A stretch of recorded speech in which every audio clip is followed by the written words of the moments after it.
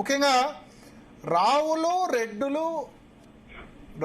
రెడ్లు ఎవరు వచ్చినా సరే మా ఇంటికి రావాలని అక్బరుద్దీన్ ఓవైసీ మాట్లాడాడు.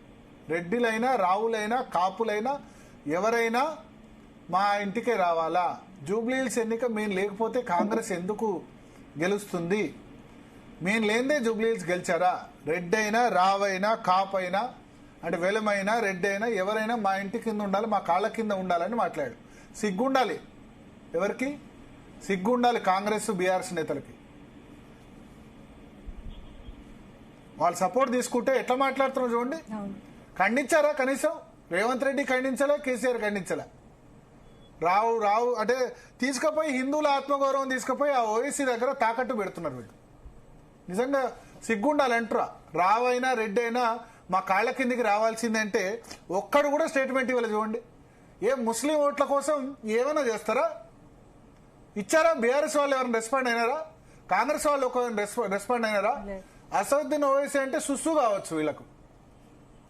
అక్బరుద్దీన్ ఓవైసీ మాట్లాడితే ఎందుకు మాట్లాడలేదు? ఇదే కరీంనగర్ లో రెడ్డి అయినా రావైనా మా కిందికి రావాలట. మరి ఆ రెడ్డి సంఘాలు ఏం పోయినాయి, వెల్మ సంఘాలు ఏం పోయినాయి? పోయి రోజు రెడ్డి సంఘాలు వెల్మ సంఘాలు పోయి దారుస్థలాల్లో అది చేస్తున్నారా? ఎందుకు మాట్లాడట్లేదు? మీ కులాన్ని మాట్లాడితే మొన్న రేవంత్ రెడ్డి వెల్మల్ని తిట్టాడు అన్నారు కదా, వెల్మలు ఎందుకు మాట్లాడలేదు? అక్బరుద్దీన్ ఓవైసీ మాట్లాడితే లేదా రెడ్లను తిడితే రెడ్లు అంటారు కదా, మరి రెడ్లు ఏమైపోయినారు?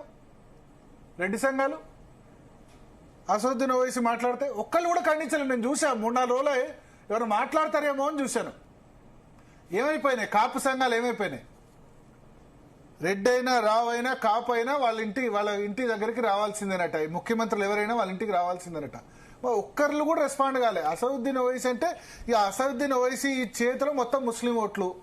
అసదుద్దీన్ ఓవైసీని ఏమన్నా మాట అంటే ఇక మనకు జీవితంలో ముస్లిం ఓటు రాదన్న విధంగా చేస్తున్నాయి. ఇక ముస్లింలు కూడా ఆలోచించాలి. మరి మీకు మొత్తం ఎంఐఎంకు తాకట్టు పెట్టేశారా? వాళ్ళ ఓట్లన్నీ కూడా ఇంక ఎంఐఎం తప్ప వేరే పార్టీకి వేయరా అన్నది అది చేయాలి.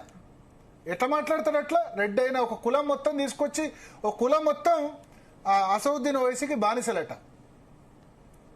రెడ్డి అయినా రావైనా కాపైనా అన్నప్పుడు ఈ సంఘాలన్నీ ఖండించాలి కదా. మాట్లాడినప్పుడు మంచిగా కరీంనగర్ ప్రజలు మంచి దెబ్బ కొట్టారు, అంతే కదా.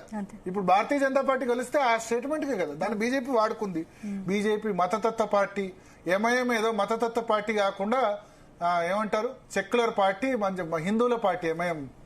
ఎంఐఎం మతతత్వ పార్టీ అనే చేత కాదు వీళ్ళకు. అక్బరుద్దీన్ అసదుద్దీన్ ఓవైసీని ఒక మాట అనడం చేత కాదు.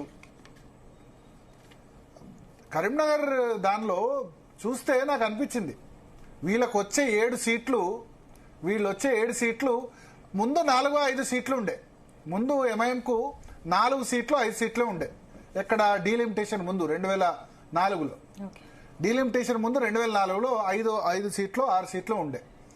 రాజశేఖర్ రెడ్డి వచ్చి డీలిమిటేషన్ లో వాళ్ళకి ఫేవర్ గా చేసి చార్మినార్, యాకత్పుర, కార్వాన్, చాంద్రాయనగుట్ట మొత్తం ముస్లిం జనాభా ఉన్నది అవుట్ రైట్ గా వాళ్ళు గెలిచేలా చేసి 2 లక్షలకి ఒక్కోటి. మిగతా చోట్ల రాజేంద్ర నగర్ లో తర్వాత షేర్లింగంపల్లిలో 7 లక్షలకు ఒక నియోజకవర్గం ఉంటుంది.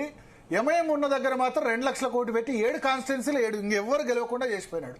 ఇప్పుడు రేవంత్ రెడ్డి వచ్చి రాజశేఖర్ రెడ్డి 5 సీట్లు గెలిచే వాళ్ళ ప్రాబల్యం, ముస్లిం ప్రాబల్యం ఉన్న దానిలో 7 సీట్లు చేశాడు. ఇప్పుడు రేవంత్ రెడ్డి వచ్చి ఓ కార్పొరేషన్ దేవుడికి ఇస్తారు కదా, దేవుడికి ఇచ్చారు అన్నట్టు మజ్లిస్కి ఇచ్చేశాడు.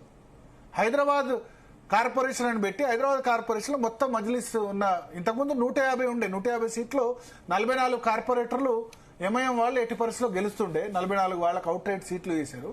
ఇప్పుడు ఒక 3 కార్పొరేషన్లు వేసి ఒక కార్పొరేషన్ మొత్తం ఎంఐఎంకి ఇచ్చేశాడు.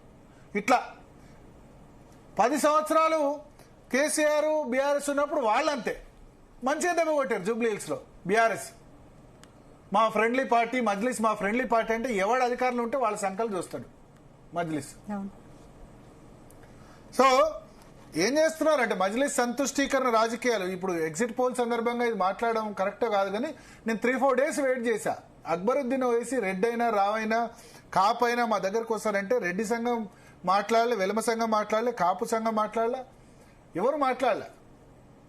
లేదా ఈ రేవంత్ రెడ్డి మాట్లాడలే, ఎవరు మాట్లాడలే. ఇంకా రేవంత్ రెడ్డి బీజేపీ ఎంఐఎం ఇద్దరు ద్వేషకులు ప్రేమికులు మీకెందుకన్నా చేత కాదు.